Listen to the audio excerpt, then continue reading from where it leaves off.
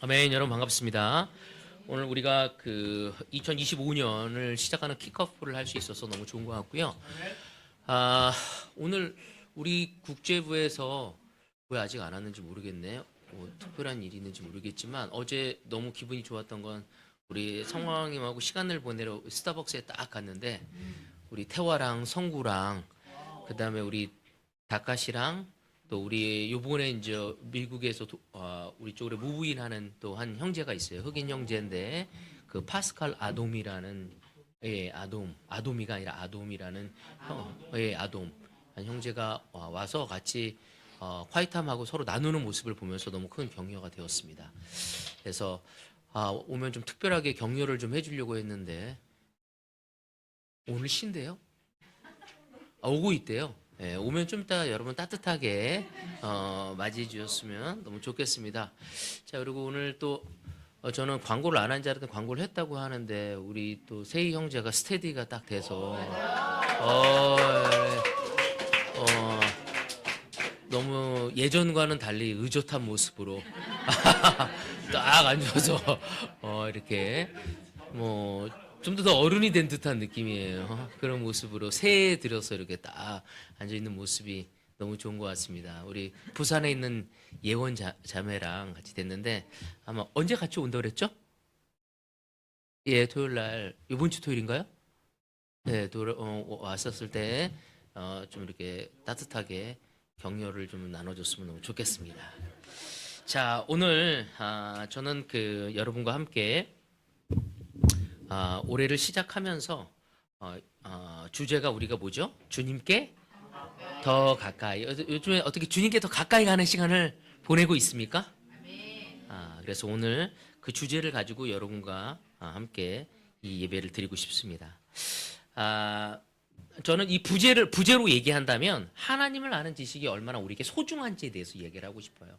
우리가 주님께 더 가까이 가기 위해서 무엇보다 해야 할 것이 있다면 주님을 더 알아가는 것이 필요합니다.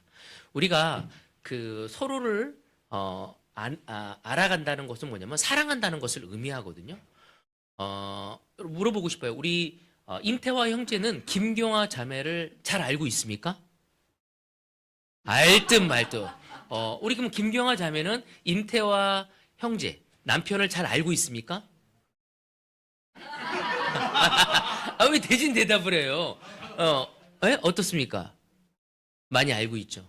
여러분, 우리 부부는 서로를 사랑한다면 서로를 알아가야 돼. 서로를 알아가는 걸 멈췄을 때 그것은 사랑하는 것이 아닙니다. 누군가를 알아간다는 것은 그 사람을 사랑한다는 것을 의미하는 거예요. 그래서 사랑하는 사람의 대상에서 뭐든지 알고 싶어 하거든요. 그래서 우리 세희 형제도 이제 스테디가 됐으니까 예원 자매를 알아가기를 원하겠죠. 그것이 바로 사랑이라고 이야기할 수 있는 거죠. 혹시 우리 강다은 자매는 누구를 좋아해 본 적이 있나요? 있죠. 그때 그 사람에 대해서 알고 싶은 마음이 생기죠. 맞아요. 알고 싶은 마음이 생기는 거거든요. 공개적으로 궁금해서 물어봤어. 우리가 누군가를 좋아하면 그 사람에 대해서 알아가고 싶어하는 마음이 생기게 되어집니다. 마찬가지로 우리가 주님께 더 가까이 가기 위해선 그분을 알아가야 하는 거죠. 제가 호세아서를 읽으면서 그분에 대해서 좀 더듬어 찾아간 부분에 대해서 오늘 묵상한 구절은 이 호세아서 13장과 14장에 걸친 제 묵상한 내용을 여러분과 이야기를 나누고 싶습니다. 이 말씀은 하나님을 알지 못하는 그 무지가 얼마나 큰 비극을 낳게 되는지, 또한 하나님을 아는 지식이 얼마나 소중한지를 우리에게 일깨워 주고 있습니다. 다시 말해서 이 호세아는 북이스라엘에 대한 이야기를 하고 있거든요. 그래서 북이스라엘의 역사를 통해서 우리는 하나님을 잃어버린 결과가 얼마나 비참한지, 우리가 역사를 배우는 것은 다시 반복하지 않고 새로운 지혜를 얻기 위한 것처럼 우리가 호세아서를 통해서 북이스라엘이 어떻게 망가졌는지를 우리는 볼 수 있습니다. 그들이 하나님과 가까워지는 것을 멀어진 순간 그들은 너무나 안타깝게 아주 비참한 삶으로 전락해 가는 과정을 우리는 이 호세아서를 통해서 볼 수 있게 됩니다. 그들이 우상 숭배를 했고 그 우상 숭배가 무엇이었고 또 그 우상 숭배가 얼마나 그들에게 헛된 삶이었는지를 이 호세아서는 우리에게 이야기를 하고 있습니다. 그래서 이 호세아서를 통해서 하나님만이 우리의 참된 구원자이심을 우리가 깨닫는 은혜가 이 자리에 우리 모두에게 내려지기를 저는 바라고 싶습니다. 그래서 먼저 이 구절들을 좀 읽기 전에 좀 이 호세아가 활동한 시기를 조금 여러분한테 설명하면서 제가 이 말씀을 나누고 싶습니다. 이 호세아가 활동한 시기는 기원전 755년에서 715년 정도의 시간을 갖고 있습니다. 사회적 배경으로서는요, 북이스라엘이 가장 경제적으로 좋을 때였어요. 참 아이러니하지 않습니까? 북이스라엘에서 여로보암 2세 때 바로 이 호세아가 이 글을 쓰게 됩니다. 그때 남유다는 우시아, 요담, 아하스, 히스기야가 통치할 때를 여로보암 2세가 다 통치를 하게 되거든요. 그러니까 41년 동안 통치를 하게 됩니다. 근데 성경에서 이야기한 것처럼 한 왕이 길게 통치했다는 것을 무엇을 의미하면 하나님의 은혜와 축복이 함께 해줬음을 이야기하고 있죠. 그래서 정치적인 안정, 오랫동안 왕권을 지배했다는 건 뭐예요? 정치적인 안정이 가지고 있다는 것을 이야기하고 있습니다. 그래서 경제적인 번영을 가져갑니다. 근데 참으로 안타까운 것은 그 정치적인 안정과 그 경제적인 번영이 있었는데도 불구하고 그들은 영적인 타락과 부도덕한 어떤 부패가 그들에게 만연해져 있는 모습을 우리는 볼 수 있습니다. 우리 함께 그 열왕기 하를 좀 보면서 제가 호세아를 좀 설명하고 싶은데 이런 이야기를 하고 있습니다.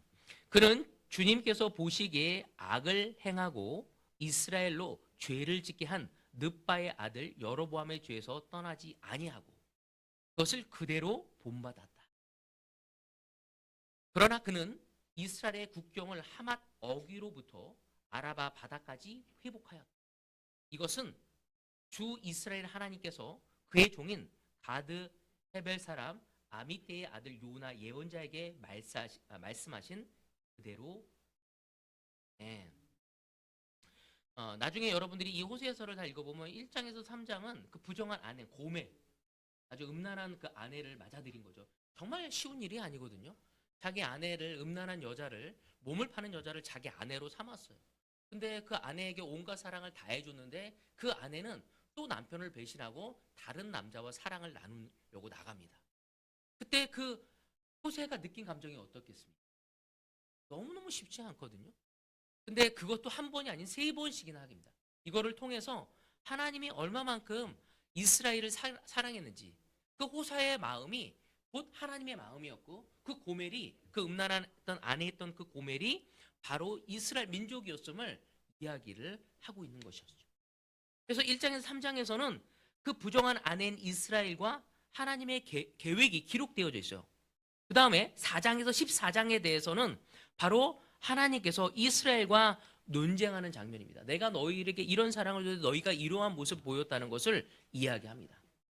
바로 이스라엘이 하나님에 대한 신의를 저버린 아주 부정한 아내였음을 이야기하고, 하나님은 끝까지 우리를 사랑하시고 지금도 너희가 나한테 돌아와서 나아간다면 내가 너에게 축복을 주겠다는 이야기를 계속적으로 하고 있는 것이 이 호세아의 전반적인 내용입니다. 근데 저는 이 내용을 보면서 참 아이러니했던 것 중에 하나가 뭐냐면, 이 열왕기 14장 24절에서 25절에 보면은 이렇게 북이스라엘이 망가졌는데도 불구하고 하나님이 그들에게 이런 축복을 주신 이유가 뭘까? 여러분이 나중에 열왕기하 14장을 쭉 읽어보면 왜 그들에게 그런 축복을 주냐면, 그들이 어렵게 살아가는 걸 보고 하나님이 안타까워서 그들에게 은혜를, 경제적으로 정치적인 안녕을 허락하신 겁니다. 그래서 그거를 통해서 그들이 하나님을 찾고 돌아오길 원했지만 그들은 그러한 안정감과 번영을 줬는데도 불구하고 사실은 더 악해지고 도덕적으로 타락한 모습을 이 호세아서를 통해서 우리는 볼 수 있습니다. 특별히 여기 보면은 뭐 어떤 얘기냐면 하맛 어귀로부터 아라바까지 회복했다는 얘기가 있어요. 북이스라엘이 가장 큰 영토를 가져갈 때였습니다. 그래서 주중의 무역부터 시작해서 너무나 많은 경제적인 이권을 가져가게 됩니다. 이들은 그들이 힘이 세서라고 얘기하지만 사실은 이때 그 당시에 정세를 보면요. 시리아가 아시리아부터 힘을 잃고 있을 상태였어요.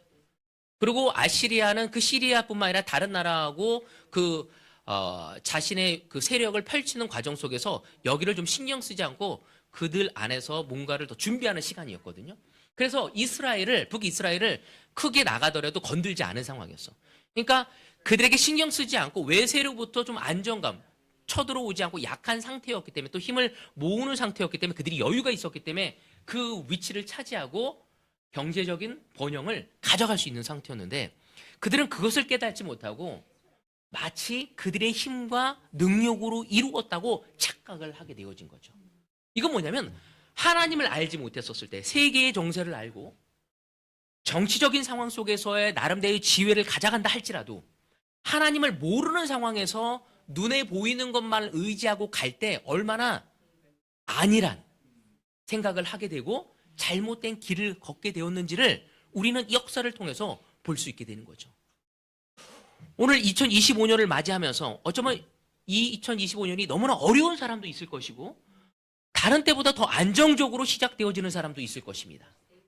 우리가 어떤 상황에 임했던지 간에 이 호세아를 통해서 배워야 할 것은 우리가 하나님을 알아가고 하나님이 지금 나에게 무엇을 원하시는지를 더듬어 찾아가는 시간을 갖지 않는다면 우리는 우리의 번영 또한 짧을 것이고 우리의 고난 역시도 배움이 없이 더 나락으로 떨어질 수 있다는 것입니다. 오늘 저의 첫 번째 포인트는 하나님을 잊은 백성의 모습입니다. 호세아 13장 1절에 보면 이런 얘기였어요. 에브라임이 말만 하며 모두 떨었다. 온 이스라엘이 그렇게 에브라임을 우러러 보았는데 바알신을 섬겨 죄를 짓고 말았으므로 이제 망하고 말았다. 북이스라엘은 10지파가 있었는데 그 10지파에서 이 에브라임 지파는 이스라엘 안에서 굉장히 두각을 나타냈던 지파였습니다. 그래서 이 에브라임이 누구냐면 요셉의 둘째 아들이었죠, 사실은. 그리고 그 안에서 여호수아를 배출하게 됩니다. 사사기 시대에는 기드온을 배출하게 됩니다. 그러니까 걸쭉한 인도자를 배출하고 힘도 강했고 사실은 너무 영적인 그 지파였던 거였죠. 그래서 하나님이 솔로몬이 무너지고 나서 새로 세운 사람이 누구였죠? 르호보암을 세웠는데 르호보암이 올바르지 않다 보니까 여로보암을 이 여로보암 역시도 이 에브라임 지파의 사람이었습니다. 참으로 안타까운 것은 그들이 성경대로 얘기하면 다른 지파들에게 두려워 떨 정도로 여기서 이런 거죠. 우러러 보았다고 얘기하고 있어요. 두려움을 떨 정도로 성경에서는 그들이 아주 영적인 역할을 영향력 있는 역할을 했던 것이 이 에브라임 지파였습니다. 근데 그들이 치명적인 문제가 생기죠. 왜냐면 그들이 하나님을 향한 경외심이 사라지게 된 겁니다. 그들의 힘으로 된 것처럼 내 힘으로 내 경제적인 것을 만든 것처럼 내 힘으로 내 아내와 내 남편과 내 자녀를 만든 것처럼 내 힘으로 내가 직장에서 승승장구한 것처럼 말하는 것처럼 바로 에브라임 역시도 자기가 이루한 모든 것을 하나님이 이루어준 것이 아니라 내 힘으로 낸 듯한 이야기를 하면서 하나님에 대한 경외심, 하나님의 은혜로부터 능력으로부터 왔다는 것을 잃어버리게 된 것입니다. 그래서 여로보암은 사실은 르호보암 대신 세웠던 그 에브라임 지파에 너무 놀라운 영향을 줬던 그 여로보암 역시도 정치적인 이유로 어떻게 하죠? 자신의 그 왕권을 하나님이 세웠는데도 불구하고 르호보암이 올바르지 않아서 여로보암을 세웠는데 그는 자신의 왕권을 지키기 위해서 금송아지 우상을 만들어서 그들이 기꺼이 저 백성들이 그를 따르게 만들었던 거죠. 그래서 그의 영광이 사라지게 되어진 겁니다. 북이스라엘에서. 참 아이러니한 것 중에 제가 예전에도 이야기 나눴던 것처럼 우리가 알을 게 뭐냐면 에브라임 지파의 이 여로보암이 하나님에게 권력을 이양받고 정말 너무 놀랍게 인도해야 하는데도 불구하고 그들이 정말 이렇게 우상을 섬기고 잘못된 그들이 세웠던 모든 율법을 어겨가면서 했는데도 불구하고 이스라엘 민족은 어떻게 했다고요? 그들을 따랐다고 얘기하고 있어요. 그 말은 뭐냐면 경제적인 번영과 정치적인 안정 속에서 그들은 타협을 하게 된 것인 겁니다. 오늘 우리가 생각해야 할 게 무엇인지, 하나님을 잃어버렸었을 때, 하나님에 대한 경외심을 잃어버렸을 때 우리는 무엇을 더 중요시 여길 수밖에 없는지, 경제적인 안정과 그냥 평온하면 다 좋은 거예요. 우리가 승혜 자매를 통해서 교회사를 봐서도 알 수 있습니다.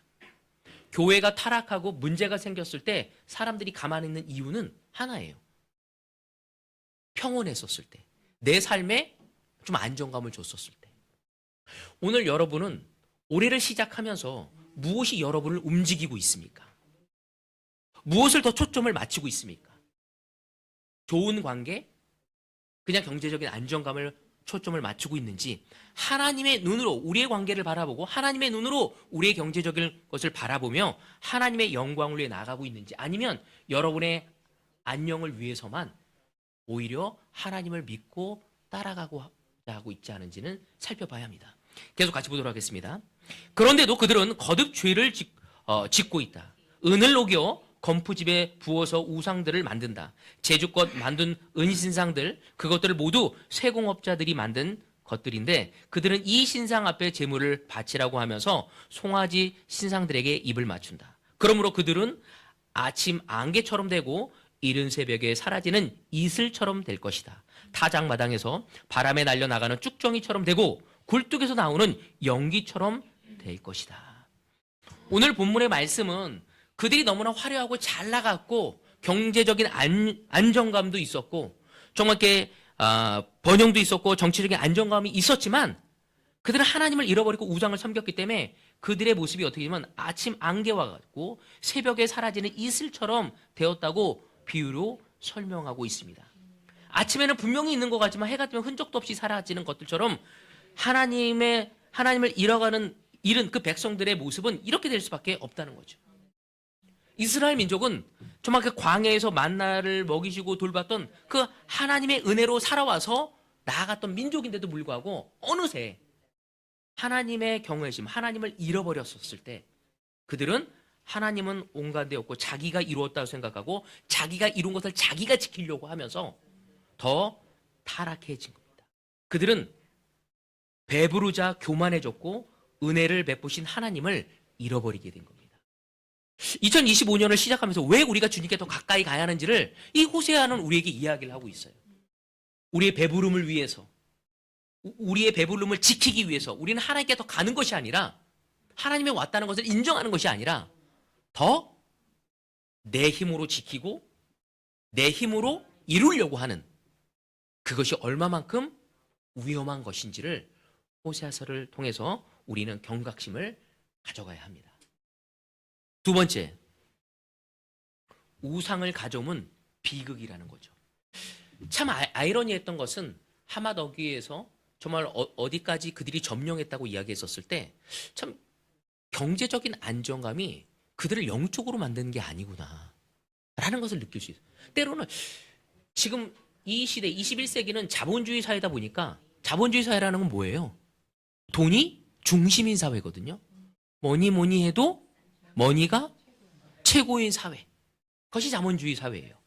그러니까 모든 걸 하더라도 그것이 금전적으로 환산시켜서 얼마의 가치가 있는지를 계산하는 것이 이 시대입니다.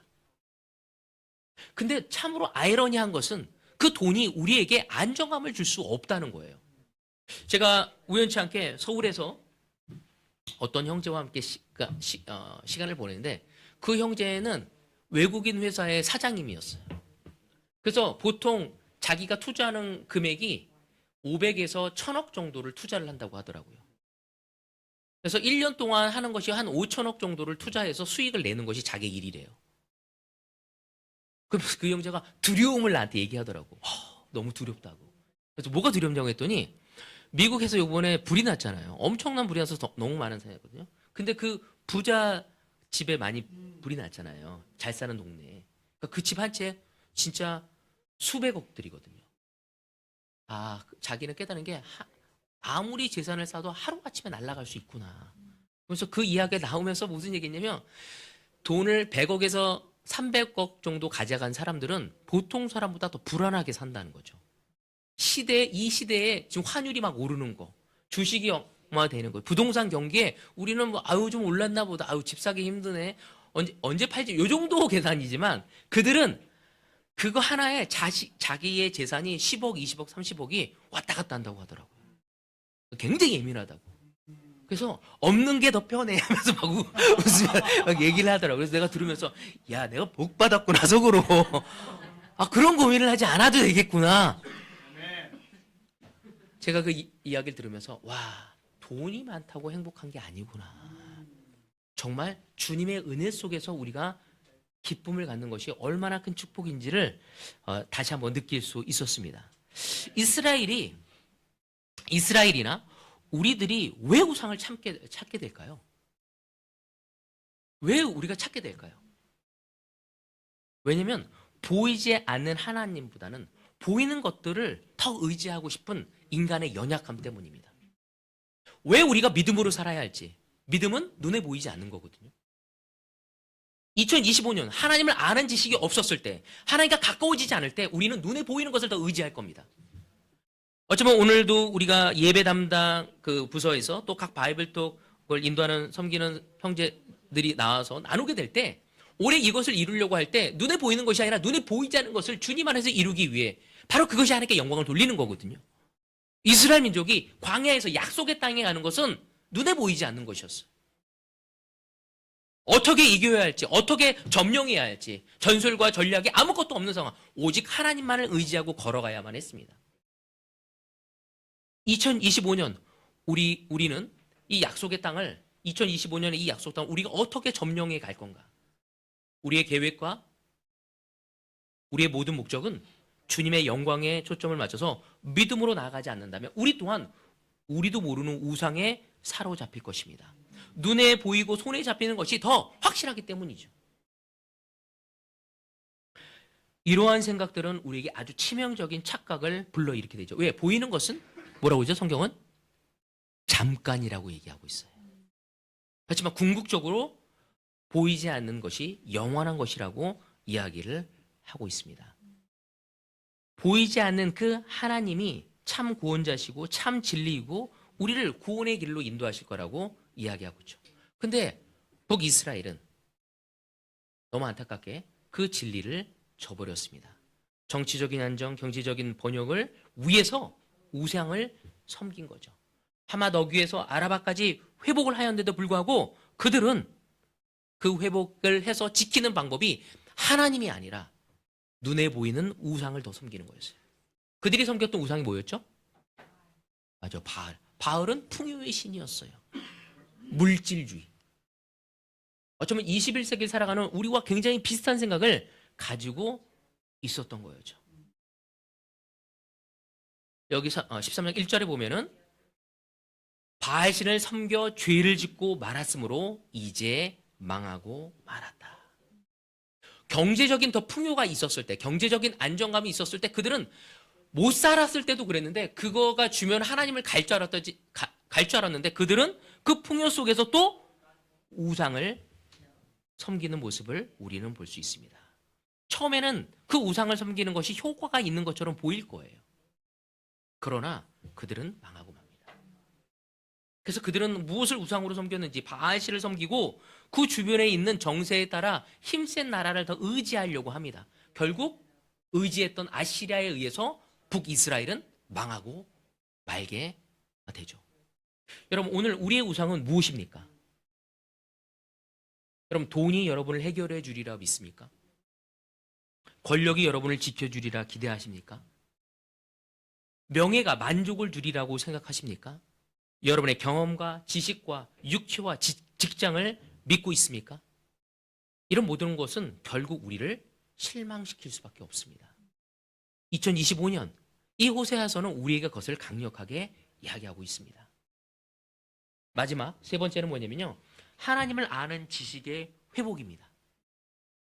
그들이 하나님이 호세아를 통해서 고멜이라는 그 몸을 파는 여자를 아내로 들여서 그 안타깝게 남편에게 사랑을 받고 또 나가서 외간 남자를 사랑하고 또 나가서 자신의 몸을 다른 남자에게 던지는 그 모습을 보면서 호세아는 너무 힘들었어요. 근데 그것이 하나님의 마음이라는 것을 설명하면서 너희들이 그렇지만 나에게 돌아온다면 내가 너희를 지켜줄. 그렇지만 어떻게 돌아와야 할지를 이야기하고 있습니다. 자, 우리 함께 구절을 보도록 합시다. 이스라엘아, 동진아, 주 너의 하나님께로 돌아오너라. 내가 지은 죄가 너를 걸어 거꾸로 틀었지만 너희는 말씀을 받들고 주님께로 돌아와서 이렇게 아뢰어라. 우리가 지은 모든 죄를 용서하여 주십시오. 우리를 자비롭게 받아주십시오. 숫송아지를 드리는 대신에 우리가 입술을 열어 주님을 찬양하겠습니다. 다시는 아세라에게 우리를 살려달라고 호소하지 않겠습니다. 군마를 의지하지도 않겠습니다. 다시는 우리 손으로 만들어 놓은 우상을 우리의 신이라고 고백하지도 않겠습니다. 고아가 가엾게 여기시는 분은 주님밖에 없습니다. 내가 그들의 반역하는 병을 고쳐주고 기꺼이 그들을 사랑하겠다. 그들에게 품었던 나의 분노가 이제는 다 풀렸다. 아멘. 하나님은 그 호세아를 통해서 이스라엘 백성에게 나에게 돌아오라고 얘기했어요. 너희 죄가 너희를 거꾸로 틀었다고 얘기하고 있어요. 근데 나에게 돌아와서 이렇게 아뢰라고. 근데 그 기초가 뭐냐면요. 나에게 돌아올 때 기초가 뭐냐면 너희는 말씀을 받들고라고 했어요. 말씀을 붙들고 나에게 돌아오라고. 그냥 돌아올 때 우리는 어떻게 하죠? 내가 아는 하나님에 대해서, 근데 내가 아는 하나님이 잘못되어질 수 있어요. 우리는 성경에 나와 있는 그 하나님을 받들고 주님께 돌아가야 합니다. 2025년 우린 주님께 돌아가서 진짜 여기 나온 것처럼 우리가 지은 모든 죄를 용서해달라고. 성경에 보면은 모든 죄를 제거해달라고 합니다. 그리고 우리를 자비롭게 받아달라고. 숫송아지를 드리는 대신에 우리가 입술을 열어 주님을 찬양하겠다고.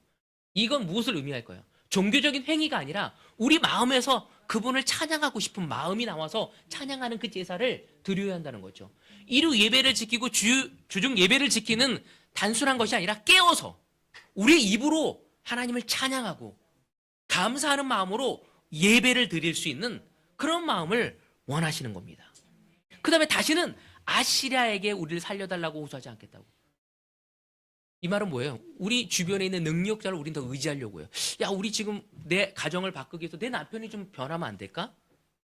우리 가정을 바뀌어서 내 아내가 좀 바뀌면 안 될까?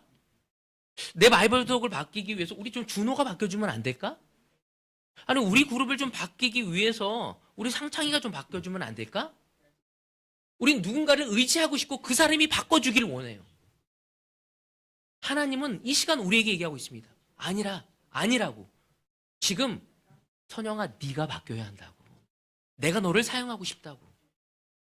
태호가 지금 네가 바뀌어야 한다고. 내가 너를 사용하고 싶다. 우리 주변에 있는 능력 있는 자를 의지하지 말라고 얘기하고 있습니다. 그리고 군마를 의지하지 않겠다. 군마는 뭐예요? 우리의 힘이에요. 더 이상 우리의 힘, 우리의 능력, 우리의 경험, 우리의 감각을 의지하지 말라고. 주님을 의지할 것을 얘기하고, 우리가 만들어 놓은 우상을 신이라고 고백하지 않겠다고. 우리가 만든 우상이 무엇입니까? 어쩌면 우리가 만든 전통이 될 수도 있을 거고, 우리가 만든 우리의 습관이 될 수도 있을 겁니다. 이런 걸 내려놓고 우리는 말씀을 붙들고 주님께 나갈 때 주님께서 병을 고쳐주고 주님께서 기꺼이 우리를 사랑하시고 우리에게 품었던 그 분노를 다 풀어주시겠다고 이야기하고 있습니다. 2025년 우리 모두는 주님의 말씀을 붙들고 우리 주님께 다가갑시다. 오늘 우리가 드리는 일요일 주일 예배는 어쩌면 우리에게 가장 필요한 시간입니다. 이 예배를 통해 우리는 가장 필요한 것이 무엇일까요? 다름 아닌 하나님을 아는 참된 지식을 얻어가는 시간입니다. 우리 하나님이 어떤 하나님인지 이 예배를 통해서 알아가야 하는 것입니다.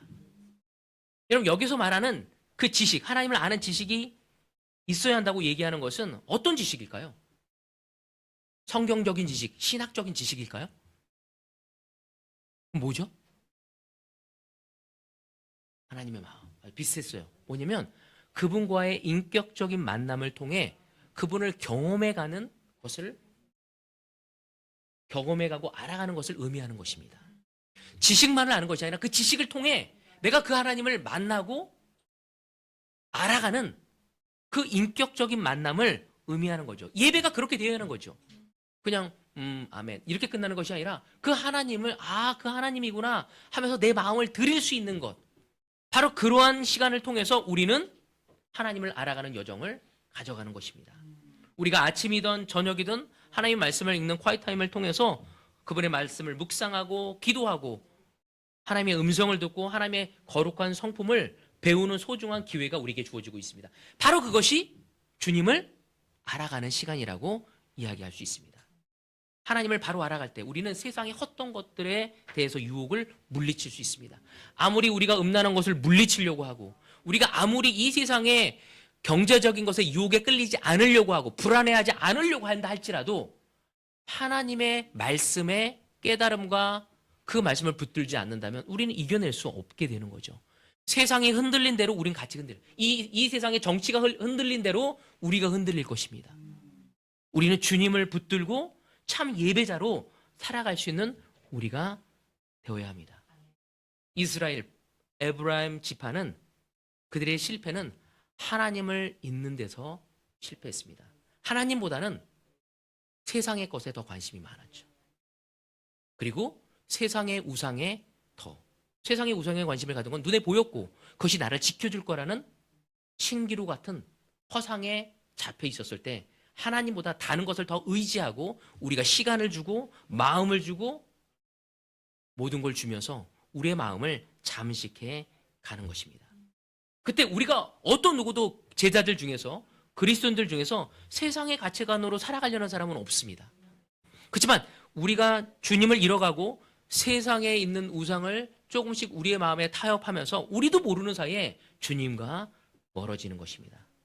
그러나 주님을 찾아 나온 우리에게는 소망이 있습니다. 말씀을 사모하고 예배를 드리는 우리에게는 소망이 있습니다. 왜? 주님을 아는 지식이 우리 안에서 놀라운 역사를 이루실 것이고 그것을 통해 이 세상을 이겨나갈 수 있는 힘과 지혜와 용기와 참 자유로움을 우리에게 줄 것이기 때문입니다. 우리의 일상이 하나님을 아는 지식 안에서 새롭게 변화되어 줄 수 있는 우리 모두가 되어지기를 바라면서 올해 주님께 더 가까이라는 그 주제가 정말 내 삶에서 녹아내려질 수 있는 모두가 되어지기를 바라며 오늘 말씀을 마치겠습니다. 같이 기도하겠습니다.